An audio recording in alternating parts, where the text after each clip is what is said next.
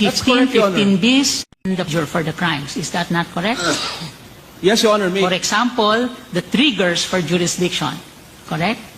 Yes, Your For Honor. example, Article 17. Correct? That's correct, Your Honor. For example, the acceptance of the crime of aggression. 15, That's correct, Your Honor. 15 bis, and the following. Correct?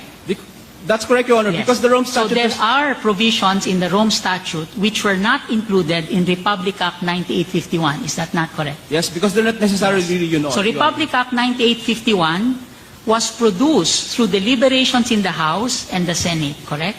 That's correct, Your Honor. And the House and the Senate did not produce the obligation on the part of the President to follow the rule on complementarity, gravity, Office of the Prosecutor, and the International Criminal Court, I correct? disagree, Your Honor, because all over the law, Your Honor, you have Show me. those provisions, Your Honor. Show me. Well, Your Honor,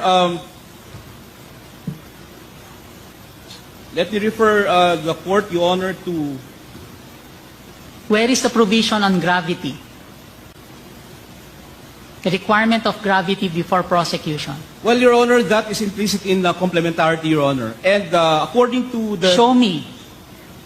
In Article 17, it is very clear under Article 17, Section D.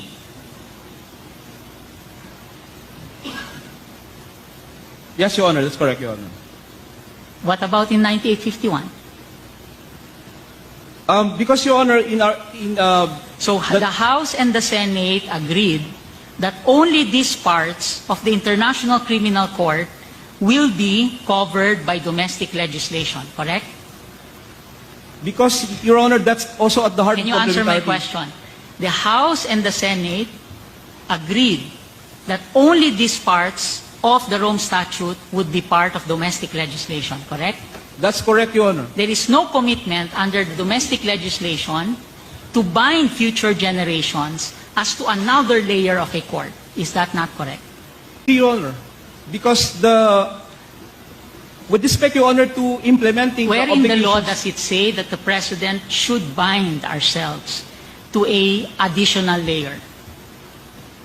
Your Honor, may I refer, Your Honor, for instance, to the age to interpretation provided for in Section Okay, 15. read it. Does it say International Criminal Court? Does it accept another court? Your Honor, Section 15 says that applicability of international law in the application of an interpretation of this act. Philippine courts... Interpretation of the act, which means the text must already be there. Where it's- is the text which actually says that it recognizes or allows the President to add another court? Because, Your Honor, the RA 9851 is almost an exact copy of the Rome Statute, and the Rome Statute, Your Honor, is a You're not codification- answering my question, you're eliding my question. My question is, where in that statute, so that we finish immediately, so Very well, that we Your can Honor. go home, Eh, okay? It's not there expressly, Your Honor. Not expressly. Yes, Your So Honor. the House and the Senate did not pass. The House, representative of the people, the Senate, elected at large, passed a law which did not include portions of the Rome Statute but copied the core provisions, correct? That's correct, Your Honor. Yes. So when the President removed the treaty or withdrew from the treaty, did it violate a law? It did, Your Honor.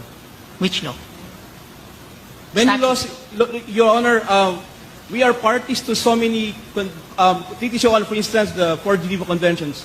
Which one? Which convention? The four Geneva Conventions, Your Honor. The Geneva Conventions. Yes, and Have we withdrawn from the Geneva Conventions? we are not, Your Honor, but all of these Have we conventions... withdrawn from Protocol 1 of the Geneva Your Honor. Convention of 1949? Have we withdrawn from Protocol 2 of the Geneva Convention? No, Your Honor, but our Have we answer... withdrawn from the Hague Convention of 1907?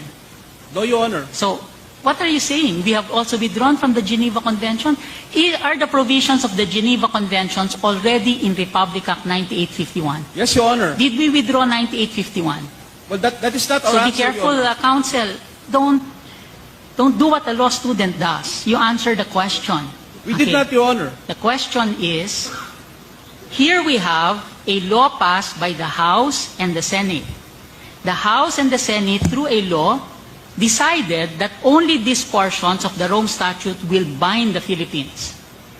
Correct? That's correct, Your Honor. Only by treaty did we add certain Yes, Your other Honor. things. That's correct, Your Honor. With the President withdrawing from the treaty, did the President violate this statute? Did the President withdraw from 9851? May I qualify my answer, Your Honor? Did the President No, Your Honor. No. So, he did not.